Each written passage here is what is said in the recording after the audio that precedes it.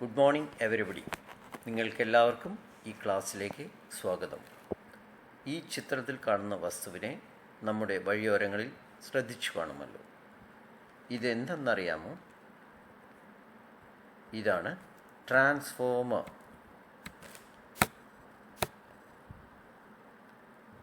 ഇനി ട്രാൻസ്ഫോമറിനെ കുറിച്ച് നാം 10ാം ക്ലാസ്സിൽ പഠിച്ച കാര്യങ്ങൾ ഒന്ന് ഓർത്ത് നോക്കാം. 1. It is used in electrical transmission and distribution. ഇത് വൈദ്യുത പ്രസരണ വിതരണ ശൃംഖലകളിൽ ഉപയോഗിക്കുന്നു. 2. They are either step up or step down type. ഇവ സ്റ്റെപ്പ് അപ്പോ അല്ലെങ്കിൽ സ്റ്റെപ്പ് ഡൗൺ ട്രാൻസ്ഫോമറോ ആയിരിക്കും. 3. The main parts are primary winding, secondary winding and core. ഇതിൻ്റെ പ്രധാന ഭാഗങ്ങൾ പ്രൈമറി വൈൻഡിങ്ങും സെക്കൻഡറി വൈൻഡിങ്ങും കോറുമാണ്. 4. It works on the principle of mutual induction. Mutual induction എന്ന തത്വത്തിൽ പ്രവർത്തിക്കുന്നു.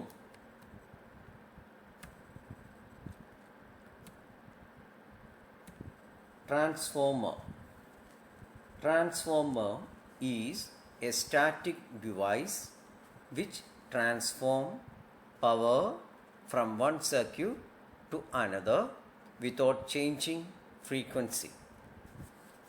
ആവൃത്തിയിൽ മാറ്റം വരുത്താതെ ഒരു സർക്യൂട്ടിലുള്ള പവർ മറ്റൊരു സർക്യൂട്ടിലേക്ക് ട്രാൻസ്ഫർ ചെയ്യുന്ന ഒരു സ്ഥായിയായ ഇലക്ട്രിക്കൽ ഉപകരണമാണ് transformer.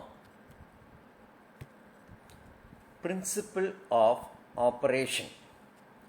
The working principle of transformer is mutual induction. Mutual ഇൻഡക്ഷനാണ് ട്രാൻസ്ഫോമറിൻ്റെ പ്രവർത്തന തത്വം. എങ്ങനെയാണ് ട്രാൻസ്ഫോമർ പ്രവർത്തിക്കുന്നത് എന്ന് നോക്കാം. ട്രാൻസ്ഫോമറിൽ ഒരു കോറും 2 ഭാഗത്തായി 2 വൈൻഡിങ്ങും ഉണ്ടായിരിക്കും. സപ്ലൈ വോൾട്ടേജ് നൽകുന്ന വൈൻഡിങ്ങിനെ പ്രൈമറി വൈൻഡിങ് എന്നും സപ്ലൈ എടുക്കുന്ന വൈൻഡിങ്ങിനെ സെക്കൻഡറി വൈൻഡിങ് എന്നും അറിയപ്പെടുന്നു.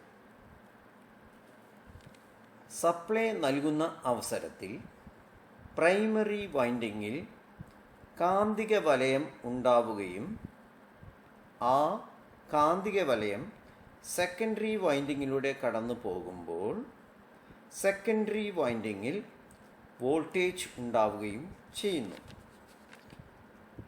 ഇതിൽ നിന്നും നമ്മൾക്ക് മനസ്സിലാകാവുന്ന കാര്യങ്ങൾ എന്തെല്ലാമെന്ന് നോക്കാം. 1.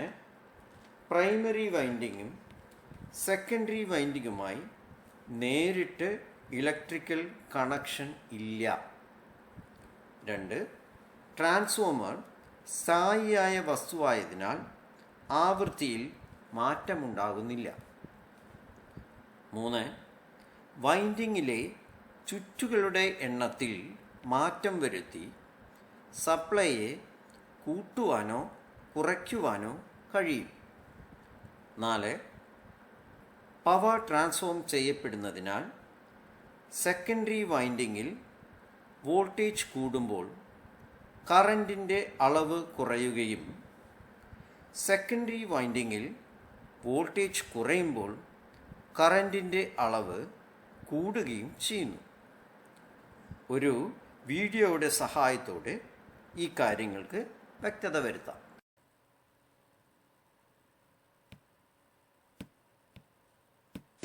നമ്മളൊരു വൈൻഡിങ്ങിനകത്തേക്ക് സപ്ലൈ കൊടുക്കുന്ന സമയത്ത് അതിന് ചുറ്റും എന്തുണ്ടാവണം? ഒരു മാഗ്നറ്റിക് ഫീൽഡ് ഉണ്ടാവും അല്ലേ? ആ മാഗ്നറ്റിക് ഫീൽഡിൽ ഒരു ഇരുമ്പിലെ ഒരു മെറ്റീരിയൽ വന്നു കഴിഞ്ഞാൽ ഓട്ടോമാറ്റിക്കായിട്ട് എന്താവും? അതിനെ അട്രാക്ട് ചെയ്യും. അതാണ് ആള് വള കാണിച്ചപ്പോൾ അത് വ്യത്യാസം അറിഞ്ഞെന്ന് മനസ്സിലായത്. ഓക്കെ, അല്ലാത്തവർ പിടിച്ചപ്പോൾ യാതൊരു പ്രശ്നം ഉണ്ടാവില്ല. അപ്പോൾ ഇനി നമ്മൾ ഇങ്ങനെ ഒരു മാഗ്നറ്റിക് ഫീൽഡ് ഉണ്ടായി നമുക്ക് ഉറപ്പായല്ലോ. ഇതാണ് ഒരു ട്രാൻസ്ഫോമറിൽ സംഭവിച്ചുകൊണ്ടിരിക്കുന്നത്. ഒരു പ്രൈമറി വൈൻഡിങ്ങിലേക്ക് നമ്മൾ സപ്ലൈ കൊടുക്കുന്ന സമയത്ത് അതിന് ചുറ്റും ഒരു കാന്തിക വലയം സൃഷ്ടിക്കപ്പെടുന്നു. ആ കാന്തിക വലയത്തിൽ രണ്ടാമതൊരു വൈൻഡിങ് വരുന്ന സമയത്ത് ആ രണ്ടാമത്തെ വൈൻഡിങ്ങിലേക്ക് എന്ത് സംഭവിക്കും? ഒരു വോൾട്ടേജ് ഉണ്ടാവും. ഓക്കെ ആണല്ലോ.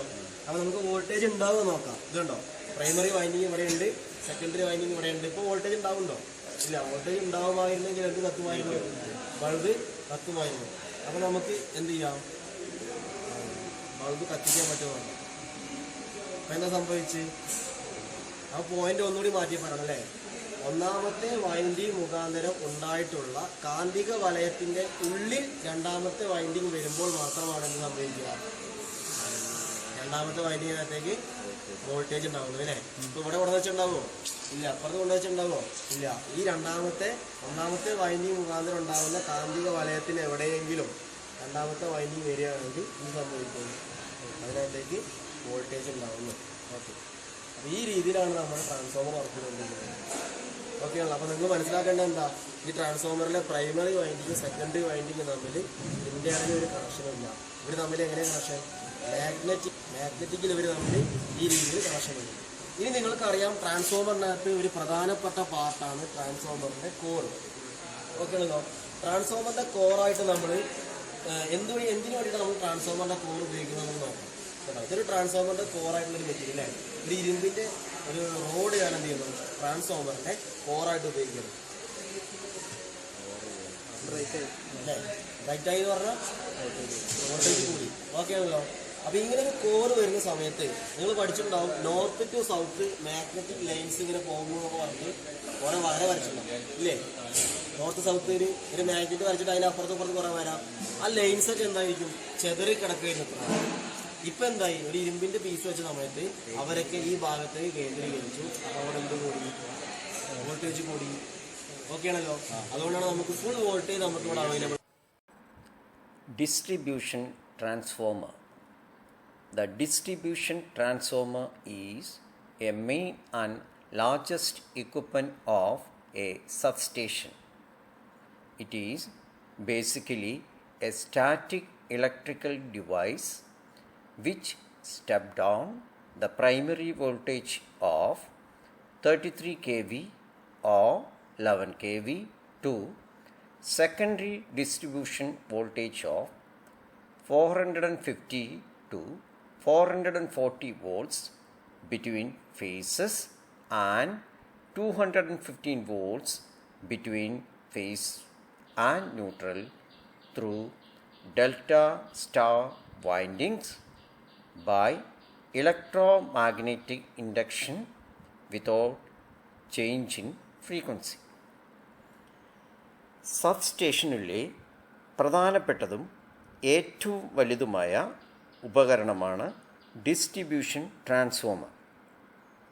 ഇതിൻ്റെ പ്രൈമറി വൈൻഡിങ് ഡെൽറ്റ കണക്ഷനും സെക്കൻഡറി വൈൻഡിങ് സ്റ്റാർ കണക്ഷനും ആണ്. പ്രൈമറി വൈൻഡിങ്ങിൽ നൽകുന്ന 33 അല്ലെങ്കിൽ 11 kVA സെക്കൻഡറി വൈൻഡിങ്ങിൽ രണ്ട് ഫേസുകൾ തമ്മിൽ 415 വോൾട്ട് അല്ലെങ്കിൽ 440 വോൾട്ട് ആയും ഫേസും ന്യൂട്രലും തമ്മിൽ 230 വോൾട്ട് അല്ലെങ്കിൽ 215 വോൾട്ട് ആയും സ്റ്റെപ്പ് ഡൗൺ ചെയ്യുന്നു.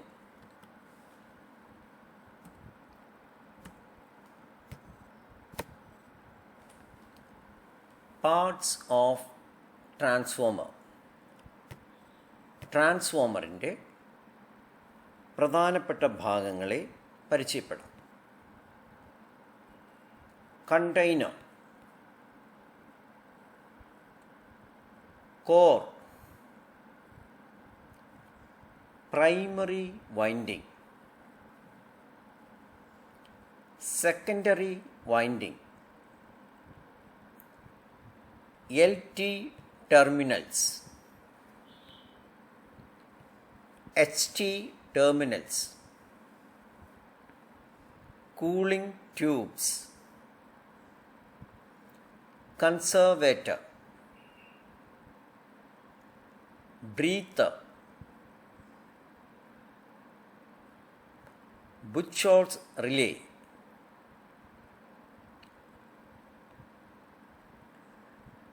Explosion vent. Tap changer. Oil inlet valve. Oil outlet valve. Oil lever indicator. Temperature gauge.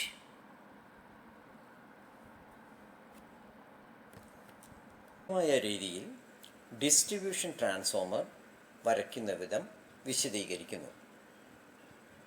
ആദ്യമായി ട്രാൻസ്ഫോമർ ടാങ്കിനായി റൗണ്ടഡ് എഡ്ജുള്ള സ്ക്വയർ വരയ്ക്കുക.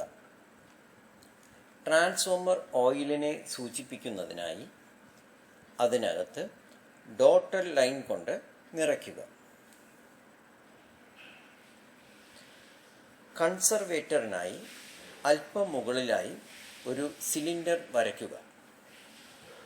രണ്ടിനെയും ബന്ധിപ്പിക്കുന്ന പൈപ്പിനായി 2 വരകൾ വരയ്ക്കുക. ടാങ്കിൻ്റെ ഒരു വശം കൂളിംഗ് ട്യൂബ് വരയ്ക്കുക. ബ്രീത്തറിനെ സൂചിപ്പിക്കുന്നതിനായി ടാങ്കിനും കൺസർവേറ്ററിനുമിടയിൽ ഒരു ചെറിയ സിലിണ്ടർ വരയ്ക്കുക.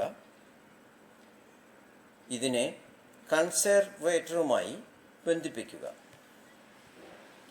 ഓയിൽ ലെവൽ ഇൻഡിക്കേറ്ററിനെ സൂചിപ്പിക്കുന്നതിനായി കൺസർവേറ്ററിൻ്റെ സിലിണ്ടർ ഭാഗത്ത് ഒരു വൃത്തം വരച്ച് അതിനകത്ത് ഇൻഡിക്കേറ്റർ അടയാളപ്പെടുത്തുക.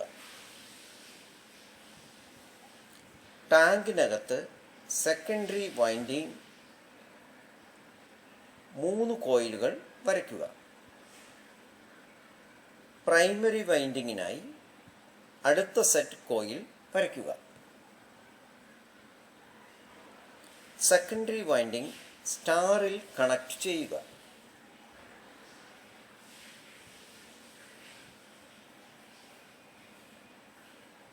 LT ടെർമിനൽ വരയ്ക്കുക.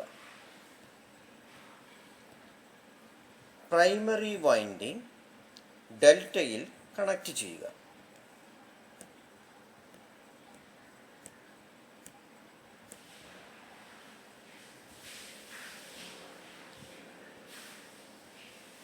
ST ടെർമിനൽ വരയ്ക്കുക.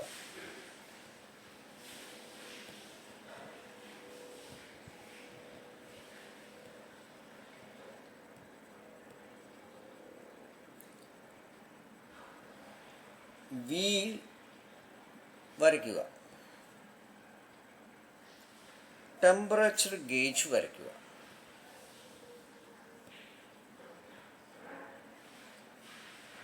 എക്സ്പ്ലോഷൻ വെന്റ് വരയ്ക്കുക.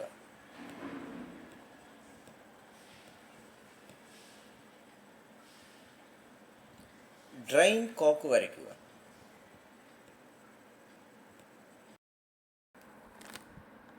ഈ പാഠഭാഗവുമായി ബന്ധപ്പെട്ട ആക്ടിവിറ്റി 1. ട്രാൻസ്ഫോമറിൻ്റെ ചിത്രം വരച്ച് ഭാഗങ്ങൾ അടയാളപ്പെടുത്തുക. നന്ദി.